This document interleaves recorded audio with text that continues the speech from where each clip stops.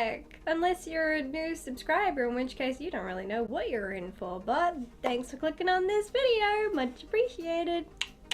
I'm still laughing when I think about this movie. My lord, I haven't had a good laugh like that in a while, and I will get more into that into my review. Whew. You ever just having a really bad week or month and you just really need a good laugh? I also apologize if suddenly I start looking pink. It's an unfortunate little side effect that whenever I happen to be wearing the color pink, suddenly my camera shading starts to fluctuate, where one minute I'm pink, the next minute I'm my regular shade. I have no idea how it's gonna go, so not much I can do about that. It just does its own thing. Even if I try to change the filter, I'm still gonna come out as pink. So not quite my shade, but kind of makes wearing makeup pointless, but nevertheless, just gotta put up with it. These are sometimes the unfortunate drawbacks of doing things on YouTube and doing things on a budget. So enough of that, time for today's review. Isn't It Romantic is a 2019 American satirical romantic comedy film directed by Todd Strauss-Scholson and written by Erin Cardillo, Dana Fox, and Katie Silverman. It follows a woman who, after getting hit on the head, wakes up in a world where everything around her plays out like a romantic comedy.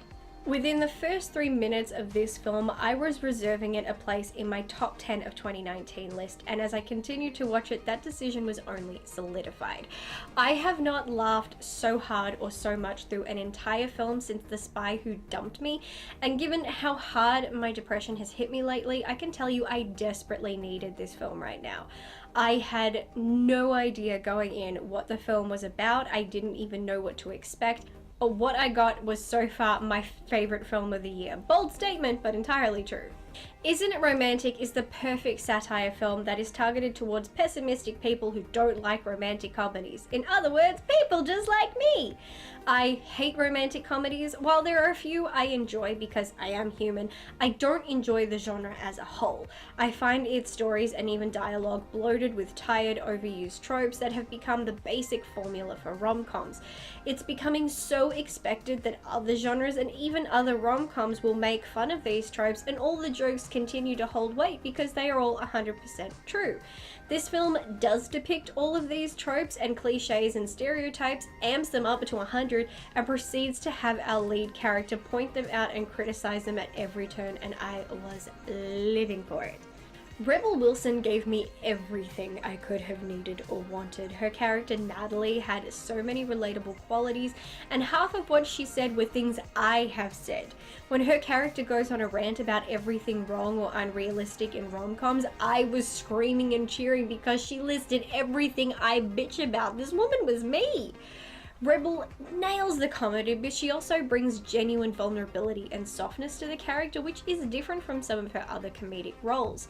This film just gave me more and more to love about her character, including the fact that the moral of the story is that Natalie wasn't meant to find the love of a man, but she was meant to learn to love herself. It's just a bonus that she nabs the guy too, kind of putting into practice RuPaul's motto of, if you can't love yourself, how in the hell are you gonna love somebody else? The film at one point almost has a fourth wall break when Natalie is screaming, realizing not only is she in a rom-com, but it's PG-13 and she can't swear. If it weren't for the fact we know the character is unconscious and this is all taking place in her head, this would have been an effective fourth wall break.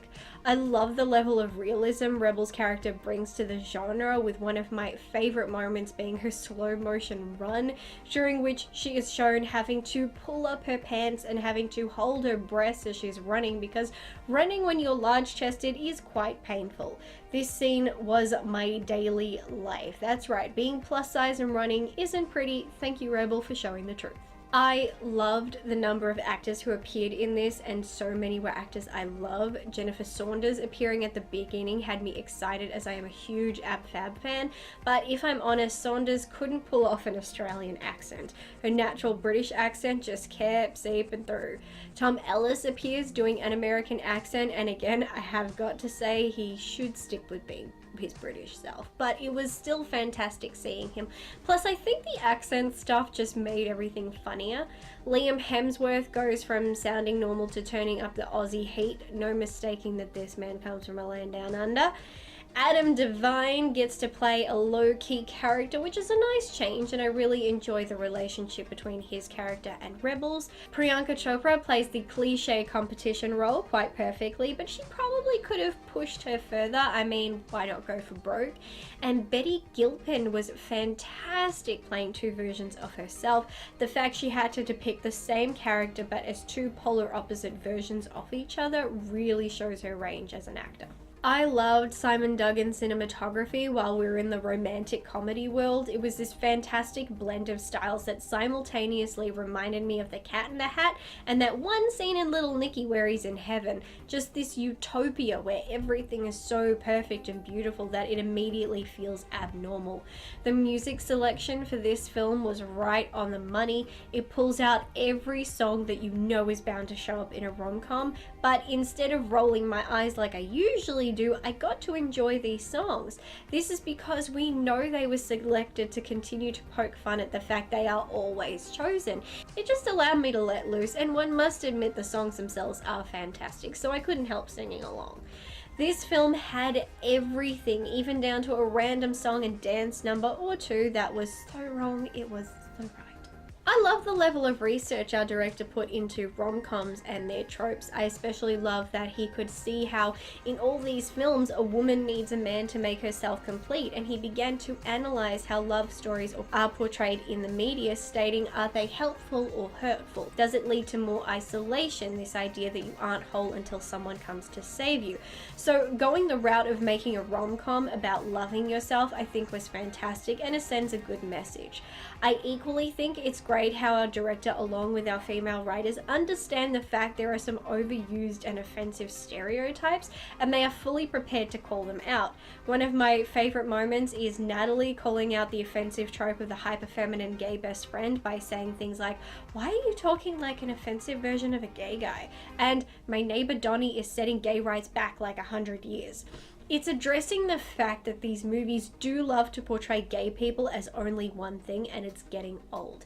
These women did a terrific job in the writing of this movie and our director's vision for this film, and my hat goes off to them. They might now be my heroes. I could not love this movie more if I tried. I could never have predicted this, but I haven't laughed so much in ages. I haven't enjoyed a film so much in ages, and I haven't walked away still quoting or recalling moments from the film like this in God knows how long.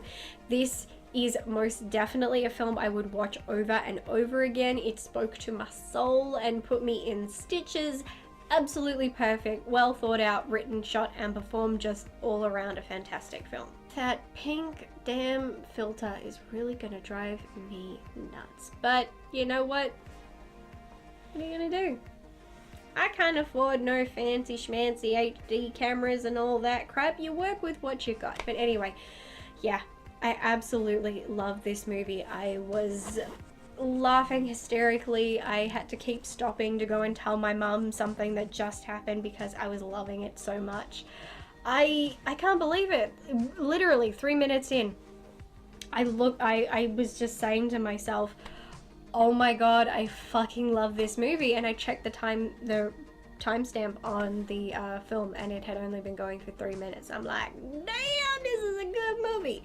So I really hope I can get some more films like that this year. If I can't, oh well, at least I can just go back to this one. And the fact that it's on Netflix right now just helps, just means better access to it.